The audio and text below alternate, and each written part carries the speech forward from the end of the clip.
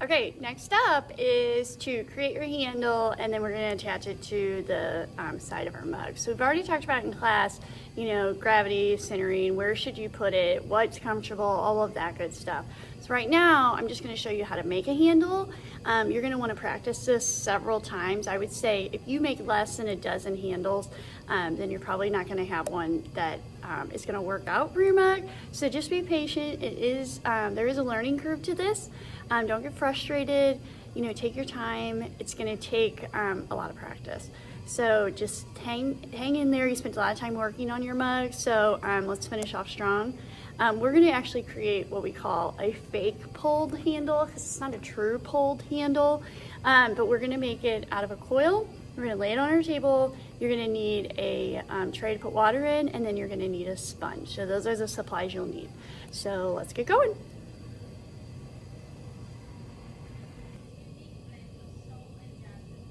Okay, so the next thing we're gonna do is we're gonna grab just a chunk of clay from your extra bag, your extra bag of clay that you have, hopefully. If not, just come find me and we'll get you some. You're gonna take your clay and we're gonna make it into a coil, but we're gonna make a tapered coil. So make sure you wedge your clay. Of course, you can hand wedge it if you want to. And don't forget your coiling technique. So squeeze and rotate, squeeze and rotate, squeeze and rotate. So that process is still the same, except this time you're gonna make what we call tapered coil. So squeezing and rotate, squeeze and rotate.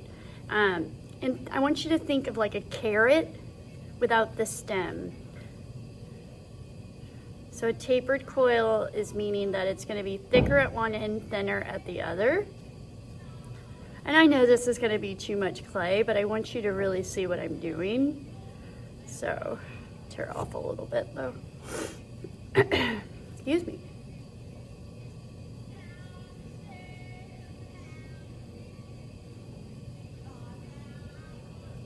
All right, so there's our tapered coil. So it's thick here, thin here. It's kind of shaped like a carrot. So we're not gonna eat these. And now what we're gonna do is we're gonna twist this just slightly, just a little bit. Don't over twist it, but that's gonna keep it from tearing. So like that.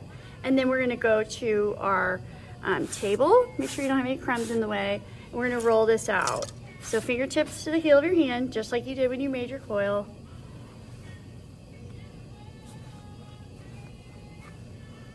You guys hear my Amy Winehouse in the background? She was an excellent singer. She had some demons, but talented musician for sure. These are her songs that didn't quite make it to an album. She's an amazing jazz singer, so check her out. Off the cuff, off the record. I think that's what they call it, but anyway.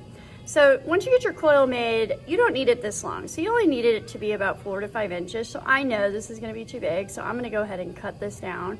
But you guys can actually use a ruler if you want to. So again, 4 to 5 inches. And then what I'm gonna do is, I'm gonna use my thumb, my middle finger for this part of the coil. So I'm gonna put it on each side. It's kind of hard to see, but I'm putting it on each side. And what I'm doing is I'm gonna squeeze here. I'm gonna hold with this hand and squeeze with my thumb, my pointer finger, pushing in on that coil. I'm gonna use my pointer finger on the top because I'm gonna be pushing down here. So I would practice that a couple times. And then what you're gonna do is you're gonna put all of that together so it's one fluid motion going through the coil. So practice that a couple times. I know it feels kind of weird, but you'll get used to it. And then once you feel like you've got it, you're gonna grab your water and a sponge. We're gonna get it wet. You don't need it like soaked, you just need to get it damp. You just don't want friction, happening. You don't want the sponge to kind of grip the clay. So it's the same process. I'm gonna have my finger here, fingers on the side. I'm just adding the sponge in between my fingers and the clay. So same exact thing. It's gonna be a little bit harder to see in the camera, but pushing down and squeezing on the side and just making several pull marks. And we're just thinning this out.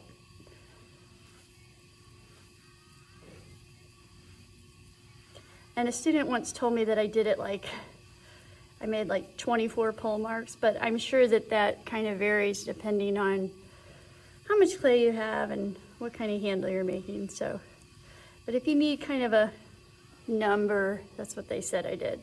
So then you're gonna pick it up and you've got kind of this fake pulled handle. And now what we're gonna do is I'm just gonna get my fingers wet and I'm just gonna kind of smooth out this back side. Now this, I would not actually use this because I got a little tear right there. So, but it's okay for the demo. So what I'm doing, I'm just smoothing out this back side because we don't want this to have a really big an angle. You want it to be nice and soft or else your handle's not gonna be comfortable to use. And then if you want to, you can continue pulling this just a little bit more, sort of like how you would pull a real handle. Okay.